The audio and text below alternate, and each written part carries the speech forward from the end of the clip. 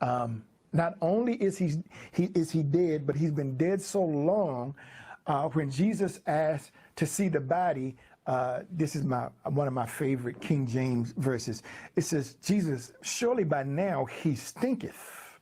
Stinketh, I like the word stinketh. And sureth he would have, after that longeth, he stinketh. And so we jump into the story, chapter 11, verse 33. Watch this. When Jesus saw her weeping, and the Jews who had come along with her also weeping, he was deeply moved in spirit and troubled. This is what I love. This is what I love. This is what I love. Jesus, God in abide, Jesus, fully God, he is present enough to be moved by the pain of others. He's present enough to be moved, to be empathetic, right? And so in 34, he says, where have you laid him? He asks, come and see, Lord. They replied. And verse 35 is amazing to me, because here is Jesus, God in abide, who knows what he's about to do, who knows that he's about to raise Lazarus from the dead, but John highlights the smallest verse in Scripture. And he says in verse 35, Jesus wept. Watch. Jesus takes the time to feel his emotion. Why would John drop in that small detail that Jesus wept? Because he needs us all to understand how important it is to recognize and feel the feelings that we feel in the moment. How important it is to feel your feelings. And Jesus wept. John wants us to know that if you're going through something and you've experienced loss, it's okay to stop and feel your feelings. It's okay to grieve. Now, this is what I found. I used to say it was a man thing. It's a man thing, Gina. I used to say it's a man thing, but I really believe it's a cultural thing whereby we equate emotional expression to weakness. And so men and women have to present themselves as being stoic and emotionless in order to project a sense of strength.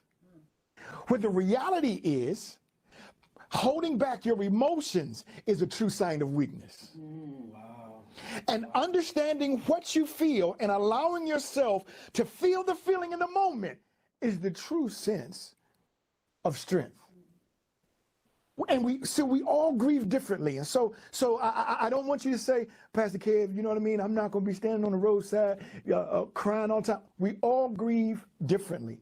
What I am saying is give yourself license and give yourself freedom in order to feel what you're feeling. You may not be a weeper, but understand that what you're feeling and give yourself permission to express it is not only valuable, but it's necessary for a healthier you. David, who was one of the most emotionally expressive men that I found in Scripture, we'll kind of end where we started. In Psalm 23 and 4, David is using this metaphor of shepherd and sheep. Shepherd and sheep. And this is what he says in Psalm 23 and 4. He says, even though I walk through the valley of the shadow of death.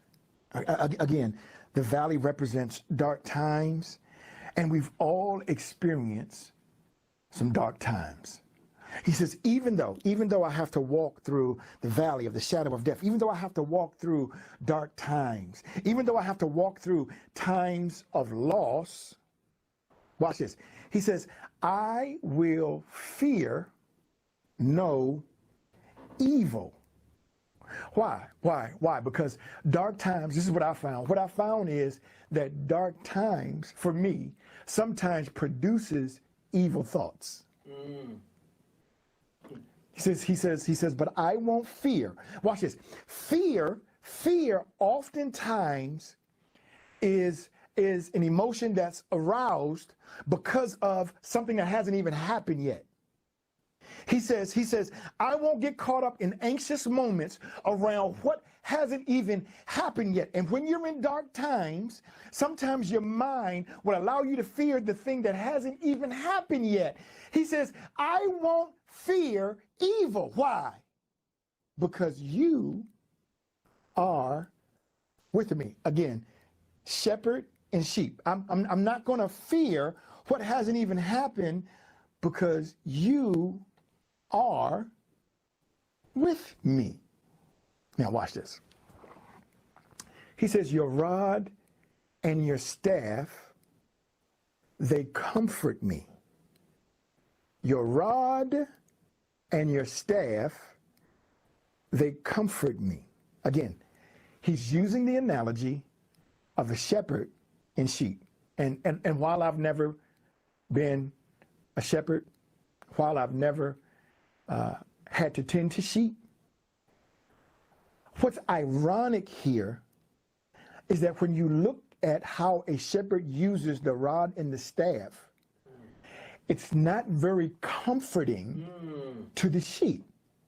And so what's ironic is he's using objects that are and even though the process may be uncomfortable, you can trust the heart of a loving shepherd, that even though the process is uncomfortable, you can find comfort that the good shepherd will take you to a place of greater comfort. Until we adopt healthy emotional practices, we will undermine the relationships that we value most. Get it? Got it? Good.